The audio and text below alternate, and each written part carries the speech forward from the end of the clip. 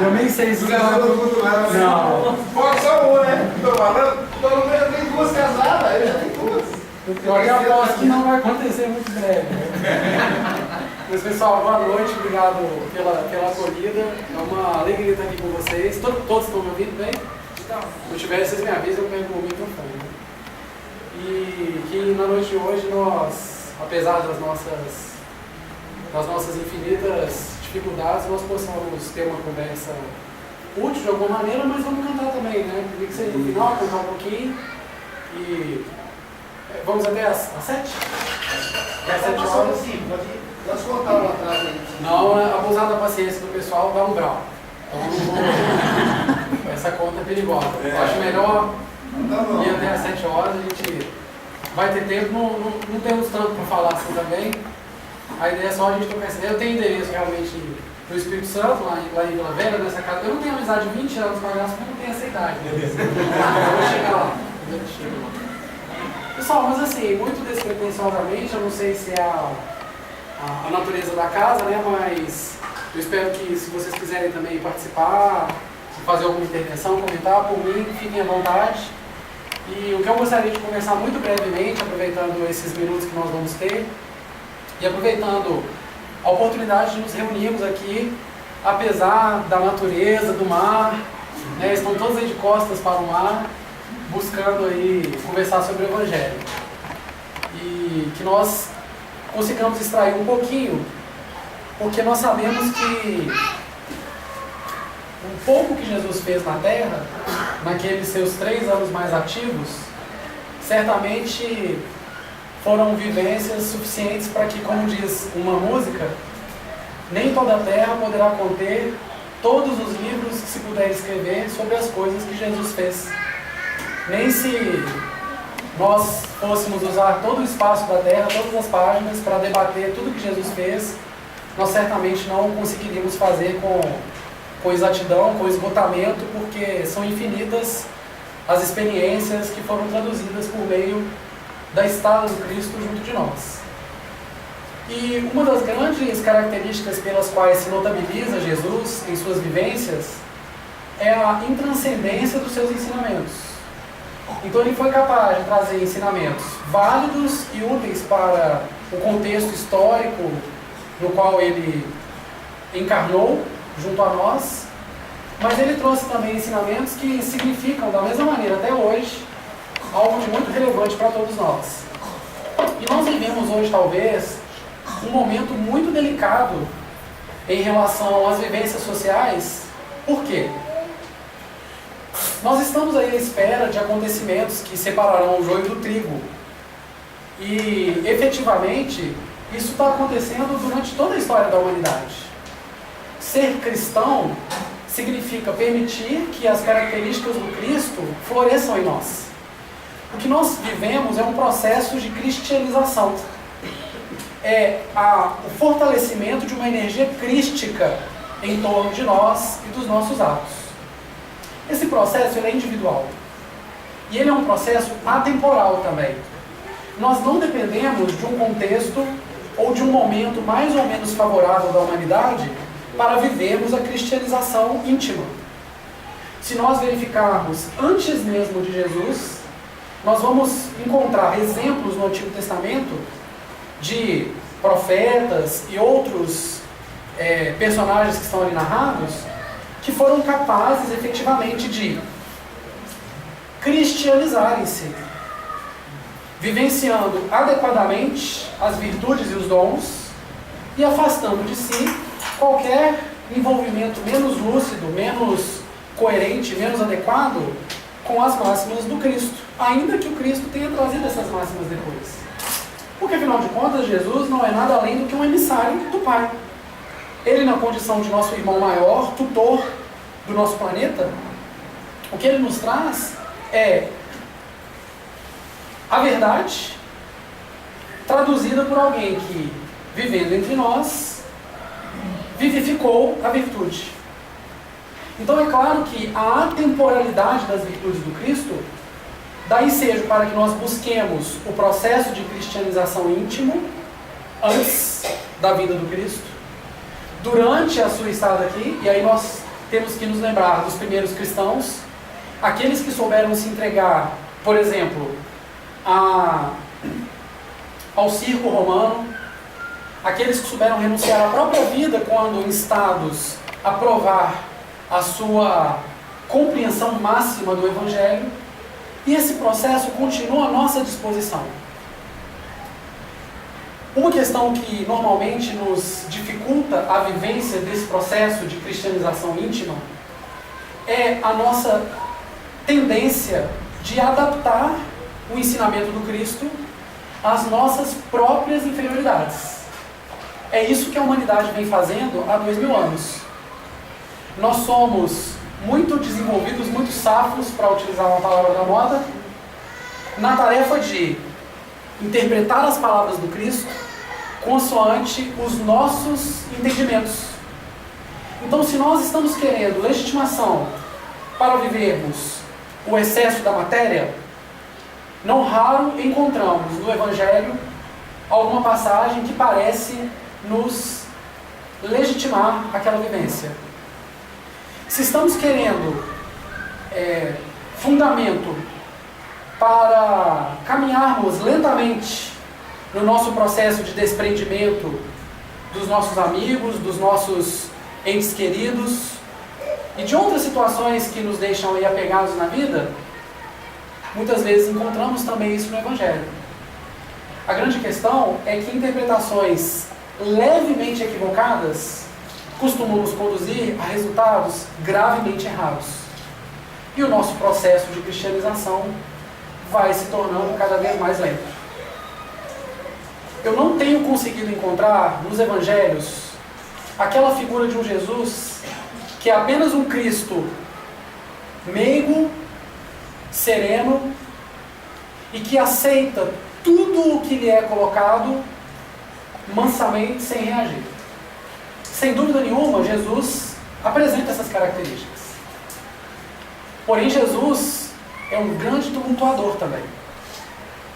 Em diversas passagens do Evangelho, Jesus, instado por aqueles que querem derrubá-lo, ou confrontado por situações em que as forças do mundo testam a verdade do reino dos céus, Jesus muitas vezes agita.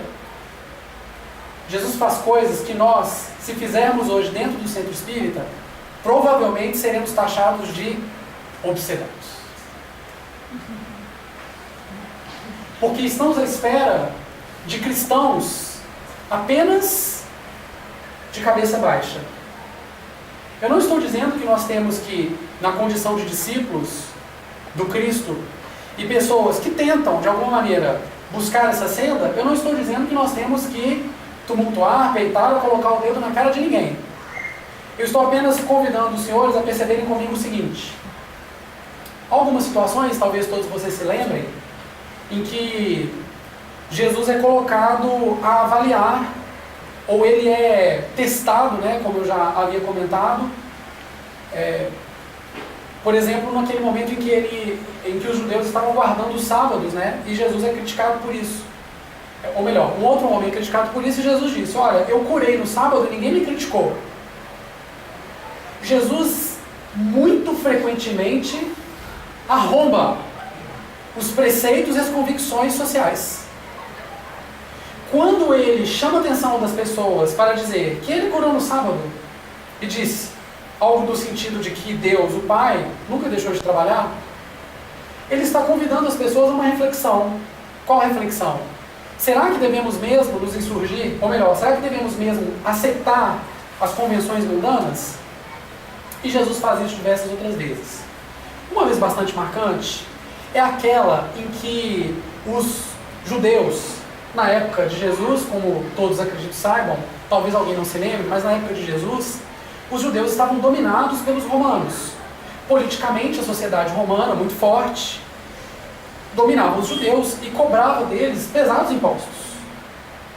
E os judeus não queriam pagar aqueles impostos, porque afinal de contas eles trabalhavam, e uma grande parte daquilo que eles arrecadavam, fora os impostos normais, pela simples condição de serem judeus, eles tinham que pagar impostos aos romanos. Na verdade, esse imposto ele ia além de uma mera concepção financeira de valores. Ele era também um imposto que os romanos impunham aos judeus e outras sociedades dominadas, como se dissessem: vocês são nossos, mandamos em vocês. E isso irritava muito o povo judeu. Porque o povo judeu, afinal, era um povo que sempre se destacou. Desde a sua tradição em reconhecer o Deus único, um povo que sofreu muito, mas manteve a sua unidade, e até hoje é um povo que se destaca bastante na nossa sociedade, principalmente em atividades comerciais. E Jesus foi instado quanto à suposta injustiça do pagamento daqueles impostos. E em mais uma de suas tiradas, que eu insisto, não me parece muito mansa, não me parece apenas aquele meigo rabi que tudo aceita, Jesus falou assim: me mostra aí essa moeda que você paga o imposto. E aí, aquelas pessoas que estavam à volta dele mostram, e naquela moeda estava grafada a efígie, o rosto de César, o imperador romano. E ele disse: de quem é o rosto que está nessa moeda? É de César. E é nesse momento que ele diz: dai a César o que é de César. Essa passagem tem um contexto histórico muito específico. Alguns historiadores que dizem que Jesus estava, nesse momento, dizendo que Jerusalém era a cidade dos hebreus, ou judeus, né, a mesma coisa. Tanto que quando ele faz essa referência, ele estaria dando um aviso, e logo em sequência no Evangelho, Jesus entra então triunfante como o rei dos judeus, montado sobre um burro na cidade de Jerusalém. Mas percebam que nós, muitas vezes, reclamamos, por exemplo, dos impostos. É um exemplo dentre muitos. Mas não é raro que nós encontremos, ou nós nos peguemos reclamando das injustiças que verificamos no mundo. Poxa, pagamos tantos impostos e recebemos tão pouco. Agora, hoje não temos mais a figura de pessoas no nosso dinheiro, né? No nosso dinheiro hoje temos aí alguns animais, não é isso? Até outro dia tínhamos ainda pessoas. Mas o fato é que se nós reconhecemos efetivamente a existência de um outro reino, e se é este outro reino que nos importa, será que os impostos são assim tão importantes? Afinal de contas, o que é o dinheiro? O dinheiro é uma construção dos homens para o mundo dos homens. Mas talvez, dentre todos os ensinamentos de Jesus, juntos àquele que nos mostram a existência de um Deus que é superior, de infinita bondade e misericórdia, um dos grandes ensinamentos do Cristo é nos mostrar que existe um outro reino. Isso era tão forte em Jesus, que ele abriu mão de tudo que uma pessoa pode considerar em vida, que é a própria vida. Instado a escolher entre as suas convicções e alguma composição que o permitisse permanecer no mundo, Jesus não titubeia. E quando ele é preso, alguns dos mandatários romanos o indagam: então quer dizer que o senhor é o rei dos judeus? Ele vira e fala assim: é você que está falando.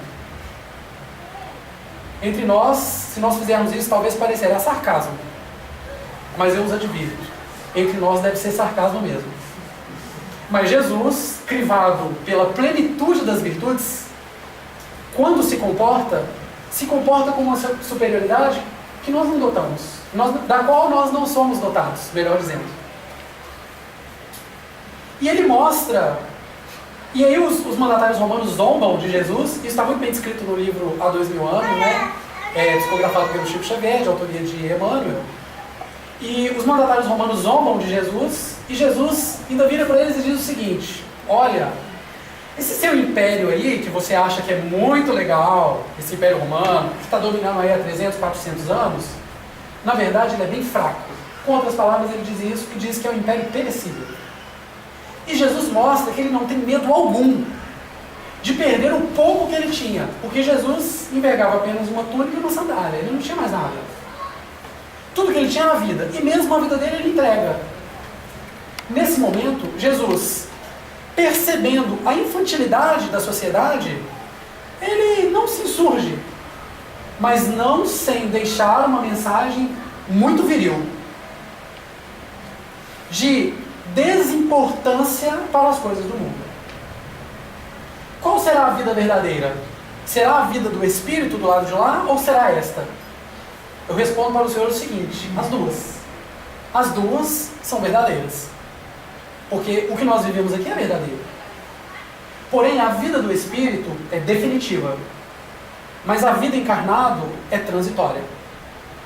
Mas se nós observarmos, 99% das nossas preocupações ou mais, não posso dizer por todos os senhores, mas digo por mim, estão circundando a vida transitória.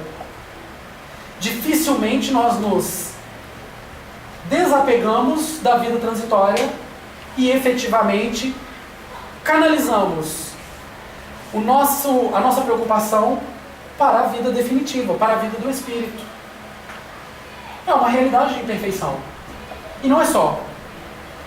Nós vivemos um momento em que todas as possibilidades do mundo estão à nossa disposição.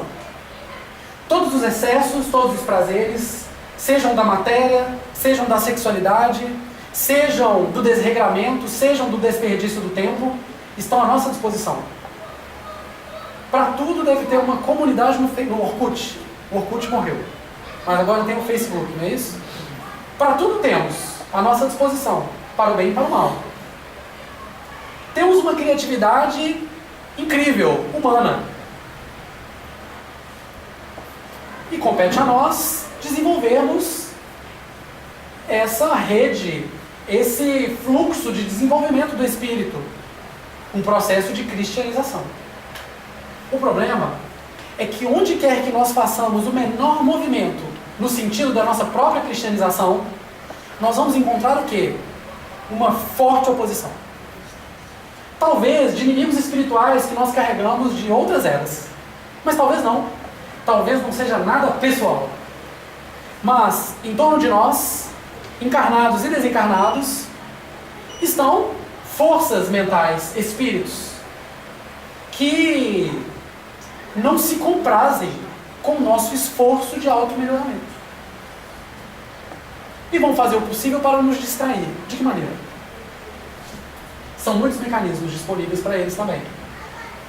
Pode ser com o simples incremento dos prazeres e do acesso que nós temos a condições que não vão ser úteis para o nosso progresso. Podem ser situações mais hostis, mais diretas, como problemas que nós enfrentamos na vida, que muitas vezes são potencializados por essas forças.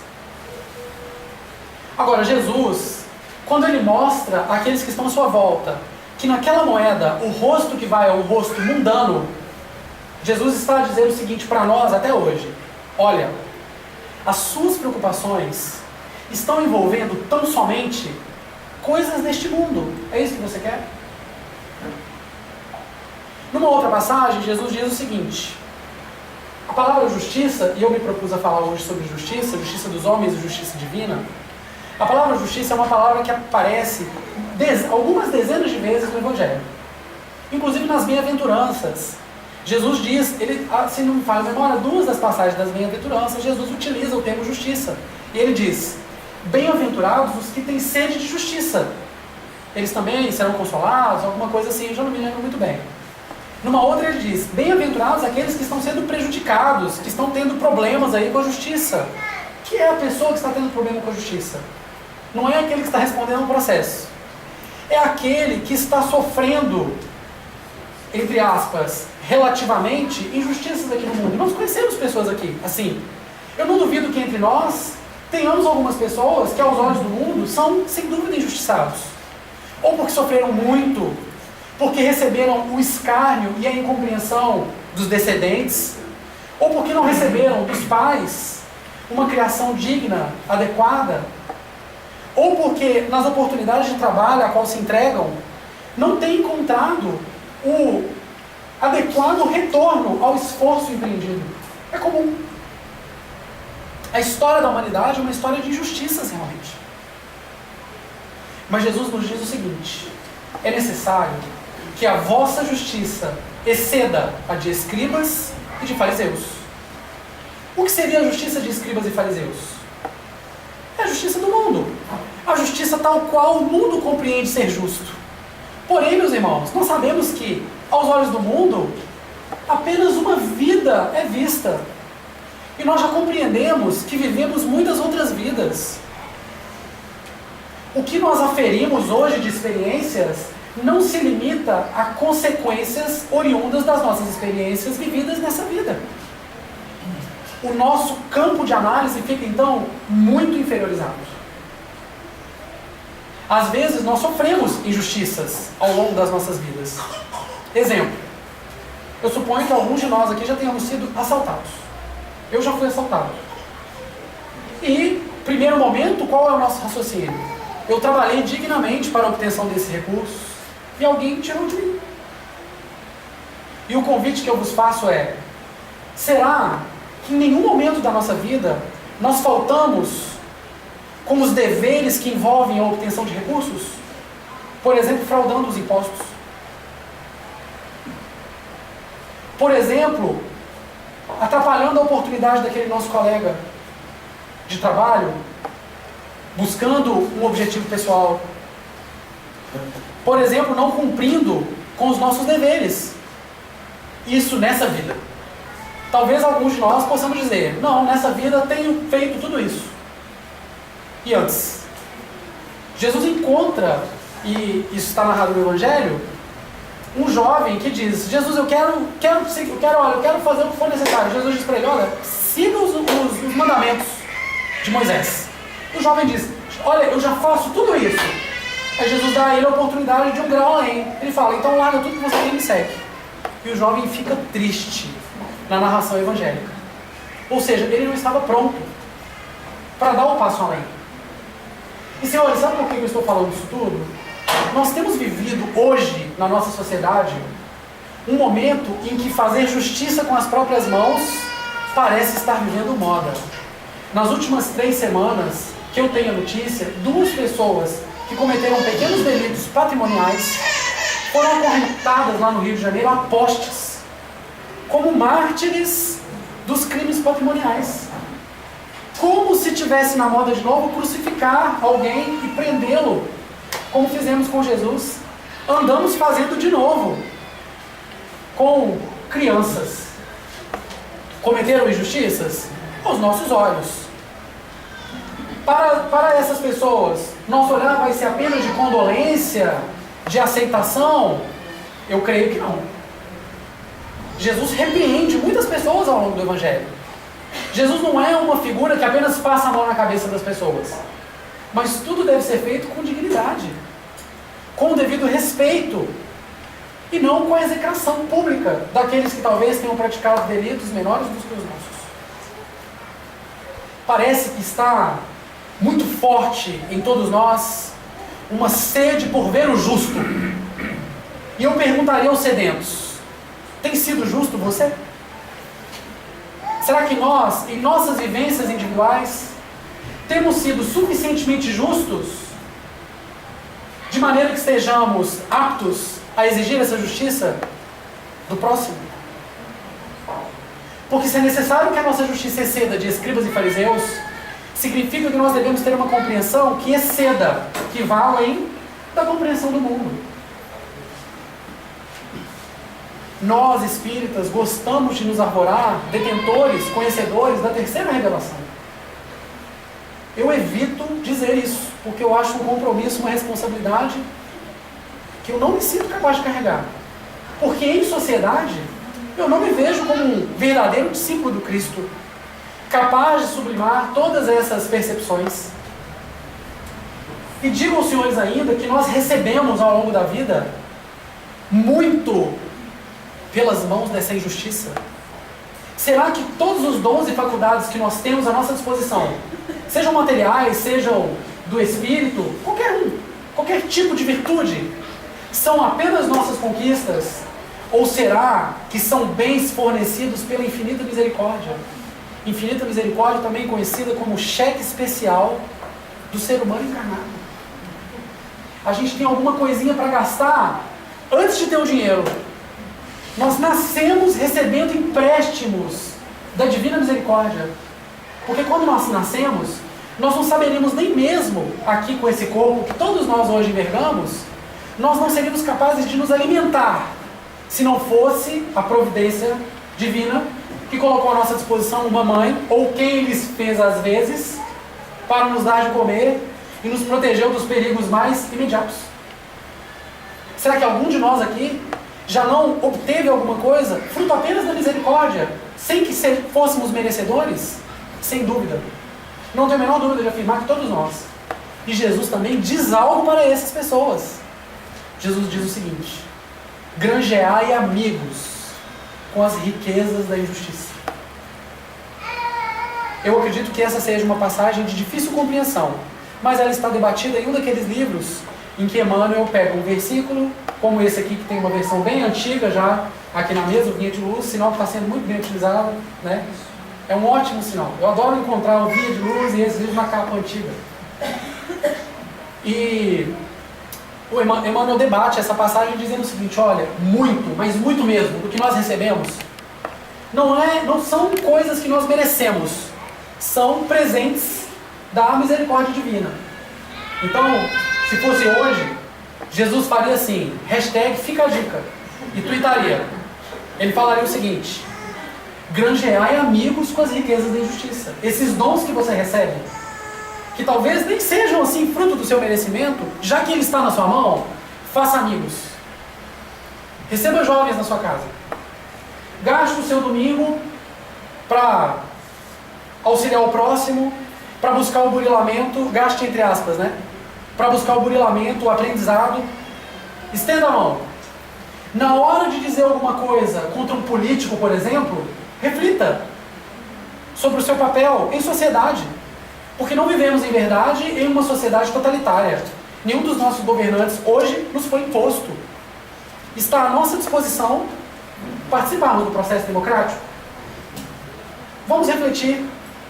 Antes de verificarmos os equívocos daqueles que estão à nossa volta, e certamente ocorrem equívocos, Jesus faz sim juízo de valor em diversos momentos do Evangelho.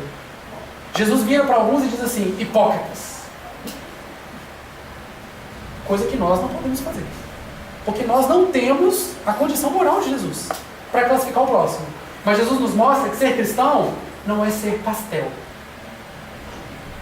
Ser cristão é fazer uma análise pormenorizada, interessada, que considera a existência de um outro reino e viver a vida buscando a fixação da própria virtude, tendo uma grande clareza da diferença que existe entre discernir a conduta alheia e tentar corrigi-la.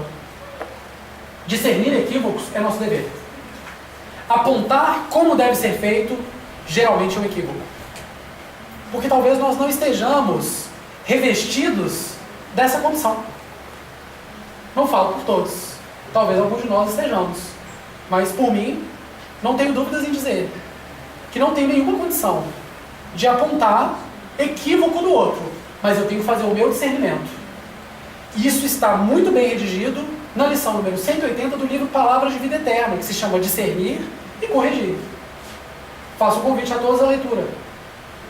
Há uma diferença entre discernirmos situações que são adequadas ou inadequadas ao nosso sentir e apontarmos o equívoco do outro.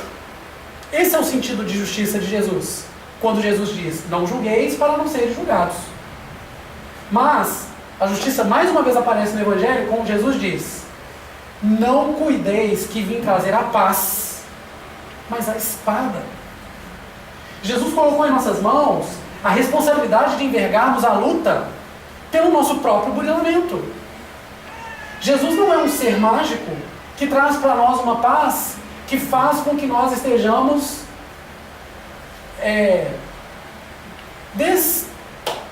simplesmente dispensados de buscarmos a efetivação dessa justiça pela qual estamos sedentos.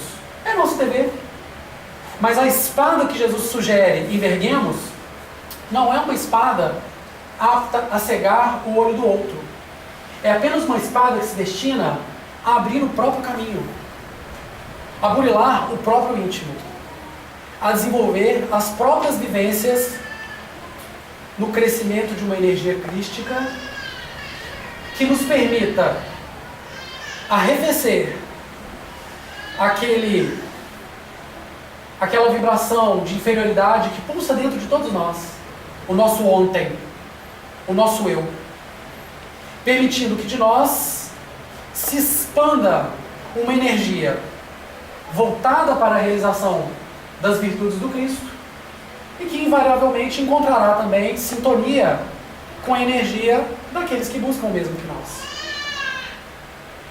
Estamos aproximando aí de fevereiro, que é um período que, em razão do carnaval, que para tantas pessoas é o momento do excesso, e eu não faria nenhum reparo àqueles que buscam, assim, as próprias experiências, porque a experiência de vida, ela é absolutamente individual. Apenas cada um é capaz de sopesar o que lhe convém. Mas cada um será responsável pela boa ou pela má utilização que fizer dos dons. Mas nesse período, muitos de nós buscamos nos encontros que acabam sendo uma alternativa para viver esse período, que é um período um pouco tumultuado para muitos, eu imagino aqui em Guarapari. Acaba funcionando como uma alternativa para que nós busquemos, então, a parceria daqueles que ombreiam conosco essa intenção. Essa é a virtude de uma casa como essa. As casas espíritas pequenas como essa, acredito, são pontos assim extremamente adequados para esse desenvolvimento. Ou os encontros, não que as casas espíritas maiores não possam fazer a mesma coisa, mas a casa espírita pequena nos dá uma segunda família. E é uma oportunidade que todos temos de tentar reforçar em nós essa energia. Mas eu não tenho a menor dúvida. Quando a nossa vida está indo bem demais no mundo, quando nós somos recebidos sempre com muitas facilidades, quando a nossa vida material prospera de maneira fabulosa, é bom que nós façamos uma grande reflexão. Será que estamos no caminho do Cristo? Porque os grandes exemplos cristãos, lá do Evangelho, os primeiros cristãos, ou os cristãos da época do Renascimento, né, da reforma religiosa, Francisco de Assis, ou os profetas do Antigo Testamento, a maioria deles morreu apedrejado, crucificado, pobre. O cristão mais verdadeiro dificilmente encontra no mundo uma posição de destaque. Dificilmente. Eu não estou dizendo que isso seja impossível. Quem sou eu? Mas normalmente, onde andam a glória, o sucesso terreno, não anda muito próximo o desenvolvimento de uma cristianização mais efetiva. É uma reflexão para todos nós. Cada dia é um dia para que nós pensemos sobre os rumos. Porque todo dia é uma oportunidade de fazer uma beiradinha, 1 milímetro, diferente, melhor, no caminho de uma cristianização efetiva. Acredito que seja o desejo de todos nós. Mas não me parece ser um desejo alcançável com facilidades. Eu gostaria finalmente apenas de registrar que essa discrepância entre uma justiça divina e uma justiça dos homens, ela é muito proporcional, ela é muito natural, pela nossa própria condição. Nada que está em nós, nada que seja a nossa realidade, é algo de que devamos nos envergonhar. São verdades de nós mesmos, com as quais nós temos que nos contentar, né? Mas a questão é, hoje, sou melhor do que ontem? E o que é ser melhor do que ontem? Ter uma família mais organizada? Ou viver efetivamente para que isso aconteça? Às vezes nós estamos muito presos a resultados que são observados no mundo. E o convite que eu faço a todos nessa noite é repensarem esse paradigma. Porque o paradigma do Cristo é o paradigma de uma pessoa que entregou a própria vida. E nós muitas vezes não entregamos nada do que temos. Às vezes um pouquinho assim que querem mexer no nosso, nós já achamos que é uma injustiça, e aí nós somos aquela pessoa muito boazinha. Ah, eu sou uma pessoa muito tranquila de lidar. Mas não pisa no meu calo, não. Talvez não seja exatamente uma pessoa muito fácil de lidar. Porque é só pisar no calo. E o calo de Jesus foi pisado. O de Sócrates, o de Santo Agostinho, o de Francisco de Assis, o de Paulo, o de Pedro, o de João. O de diversos, dezenas, centenas, milhares de mártires anônimos, que na efetivação do Cristo perderam tudo no mundo, mas compreenderam, tiveram aquele clique e perceberam o seguinte: existe um outro reino. Este aqui não é menos verdadeiro, mas os valores cultivados para o acesso a esse outro reino são valores que o mundo ainda não reconhece. Hoje começa a ficar bonzinho, bonitinho ver aquele que faz a caridade, e aí nós, espíritos, nos notabilizamos por fazermos a caridade, a campanha do quilo, fazemos aí em diversas ocasiões tarefas de assistência ao próximo, mas às vezes nós vemos o Bolsa Família e falamos: isso é um absurdo, dar dinheiro para esses folgados. Então, caridade do nosso bolso pode, mas da sociedade como um todo não pode? Sem embargo, aqueles que têm críticas a este ou outros programas sociais. É apenas um convite a que reflitamos. Será que o bem não deve ser alastrado por todos os caminhos? Será que aquele que não utiliza adequadamente os dons que recebe por meio de um programa social não será já suficientemente responsabilizado? Será que precisa ainda da nossa espada para querer fazer justiça sobre ele também? Por que não progredir na divisão? No acesso ao mínimo existencial? Será que nós temos efetivamente condição de dizer o que é bom, o que é ruim? Temos que ter a nossa opinião, mas temos que ter um certo cuidado na hora de exercitarmos isso em sociedade. Por que nós poderíamos bater a porta de um companheiro de sociedade, recolher um alimento e servir de ponte aos mais necessitados, e a sociedade como um todo não pode fazê-lo? Por que não? Se isso é franqueado a nós individualmente, por que não permitir à própria sociedade? Enfim, mas essa é apenas uma reflexão de muitas outras. Eu espero que os senhores aproveitem essa conversa baseada, na medida do possível, naquilo que Jesus nos diz.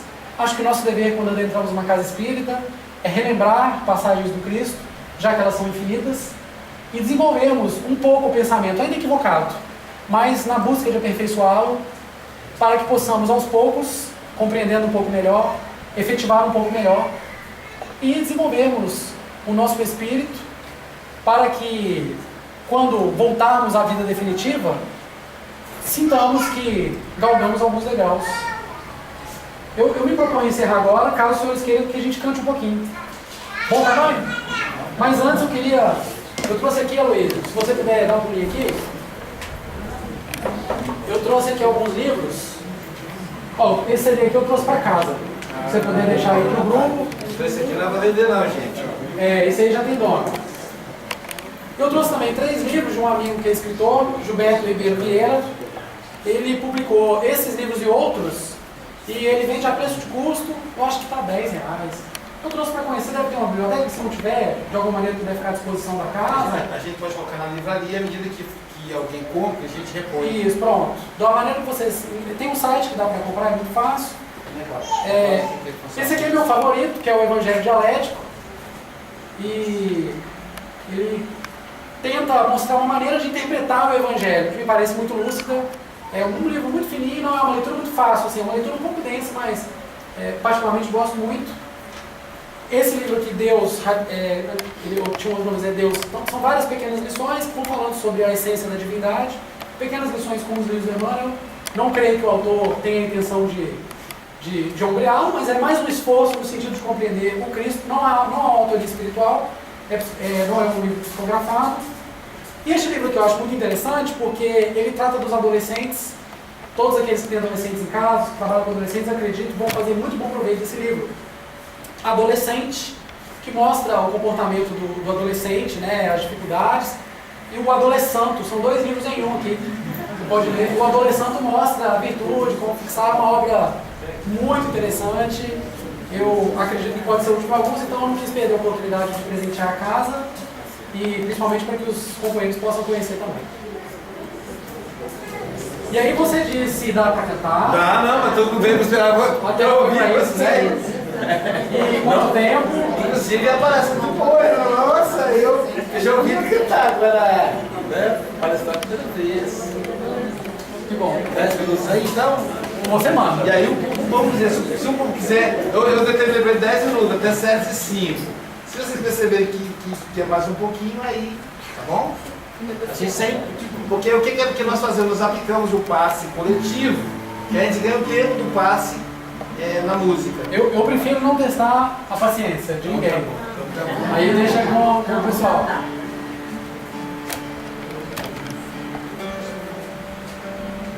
E eu aceito pedidos também, se tiver algum.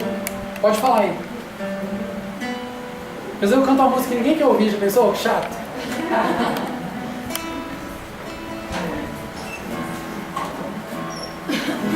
É claro que vocês podem fazer algum pedido de uma música que eu não me lembre, né? Isso acontece às vezes. Saída, então vamos cantar.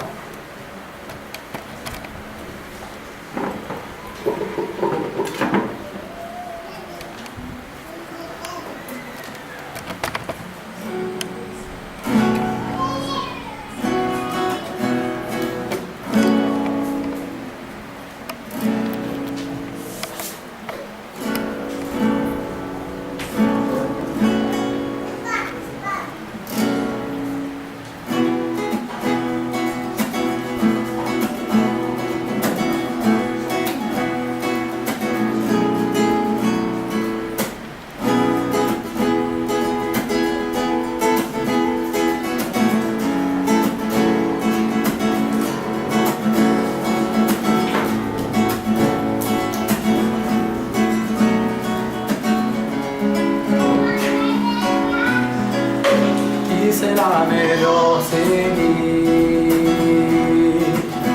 os caminhos muitos são, ondas e desejos vãos, temos sempre distrair, mas que base firme então poderei eu encontrar, quase em qualquer lugar, armadilhas já estão. A saída assim parece, de outra forma buscar, sempre a só lá fora olhar, mundo que tanto padece.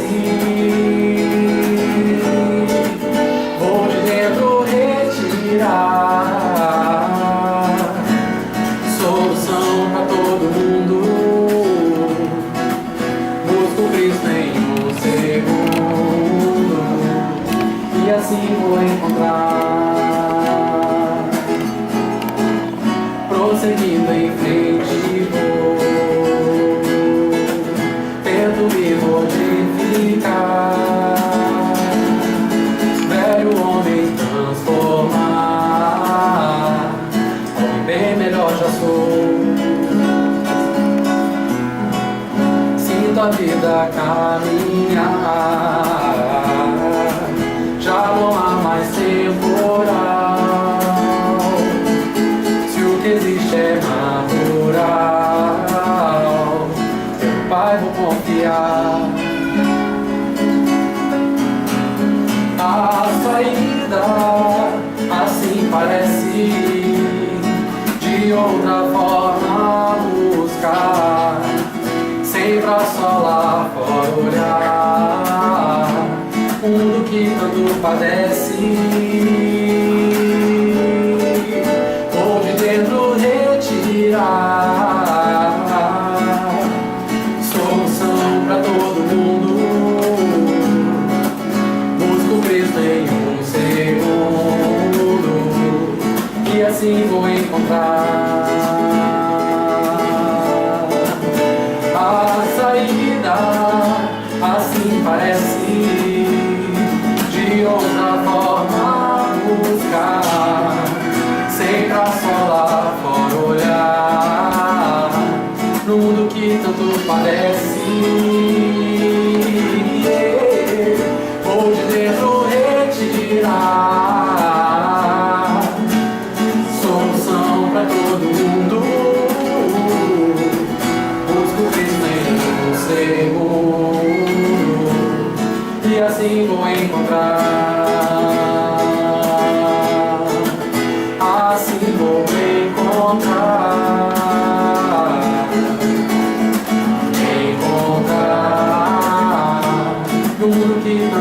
Ré, Si.